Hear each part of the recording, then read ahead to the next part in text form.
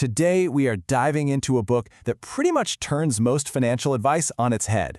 It's Morgan Housel's The Psychology of Money. And the big idea is this: being good with money has very little to do with how smart you are and everything to do with how you behave. Now, to really see what that means, let's kick things off with a story that seems to defy all financial logic. So, we're going to look at two guys. One, a humble janitor from rural America. The other, a top-tier, Harvard-educated finance executive. Now, if you just looked at their resumes, you'd think you know exactly how their financial stories end. But, well, you'd be wrong. All right, so first up, meet Ronald James Reed.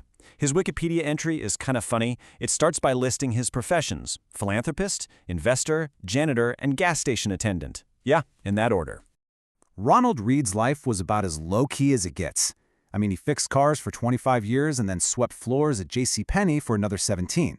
He bought a small two-bedroom house for 12 grand and lived there his whole life. And get this, his main hobby? Chopping firewood. Just a simple, quiet, totally unassuming guy. So what was his secret? Well, it wasn't a secret at all. There was no big inheritance, no lucky lottery ticket. He just saved what he could, put it into solid blue-chip stocks, and then he did the hardest thing of all. He just waited. For decades, he let time and the magic of compounding, where your returns start earning their own returns, do all the heavy lifting for him. So when Ronald Reed died at 92, this quiet janitor had a net worth of over $8 million. He left millions to his local hospital and his local library, basically turning from janitor to major philanthropist overnight, and absolutely baffling everyone who thought they knew him. Okay, so at the complete opposite end of the spectrum, we have Richard Fuscone. And he was, well, everything Ronald Reed was not. I mean, look at this resume. It was flawless.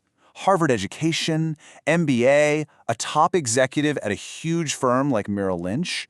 He was so successful, he made it onto one of those 40 under 40 lists and even retired in his 40s to focus on, you guessed it, philanthropy.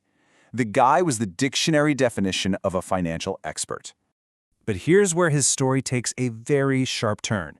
He got swept up in his own success, and he took on massive, massive debt to expand his gigantic home. We're talking 18,000 square feet. A house that cost him over $90,000 a month just to maintain. So when the 2008 financial crisis hit, all that debt became an anchor that just dragged him down. His wealth was gone. He had to declare bankruptcy. Just look at that contrast. It's incredible. One guy, armed with nothing but patience, becomes a multimillionaire philanthropist. The other, with every educational advantage you can imagine, goes bankrupt because of greed.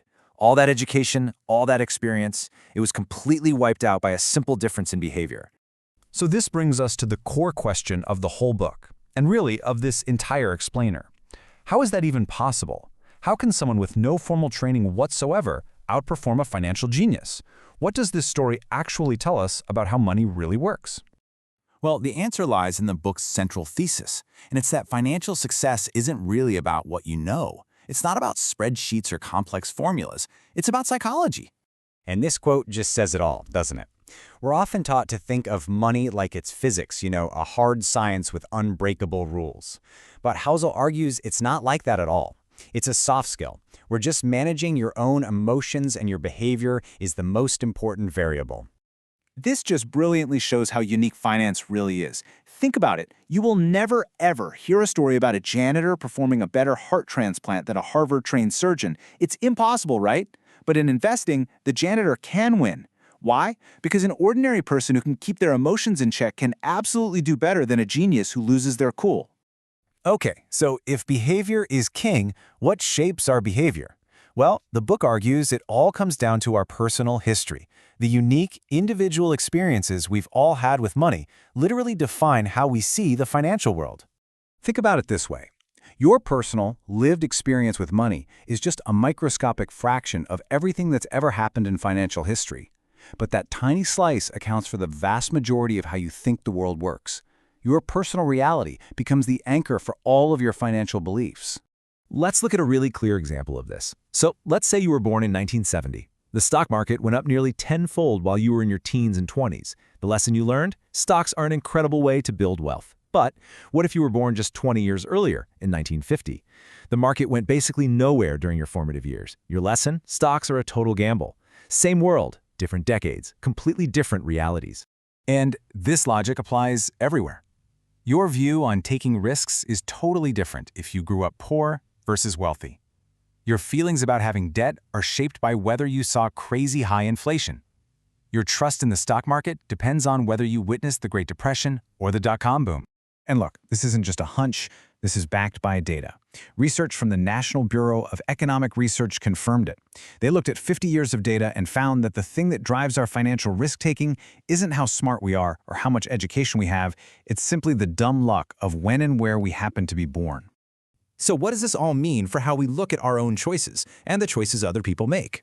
It leads to a really profound conclusion. People do some crazy things with money, for sure, but no one is actually crazy.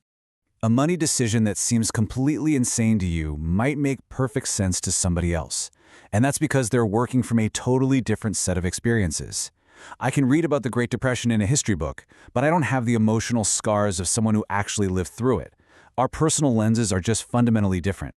So it all kind of boils down to this simple four-step logic. Our lives are all unique. Those unique experiences are incredibly persuasive. They anchor what we believe about money. And because of that, what seems totally crazy to you can make perfect, rational sense to me. And this whole idea really pushes us toward empathy. Instead of judging people for the money choices they make, we can try to understand the experiences that shape them. But, maybe even more importantly, it forces us to look in the mirror and realize that our own financial beliefs aren't some universal truth. They're just a product of our own, very limited slice of history. And really, that's the final thought I want to leave you with. As you go about your day, just think about this. What moments from your life, your upbringing, the economy you grew up in, your family's attitude about money, what personal experiences are quietly in the background, writing every single page of your money story today?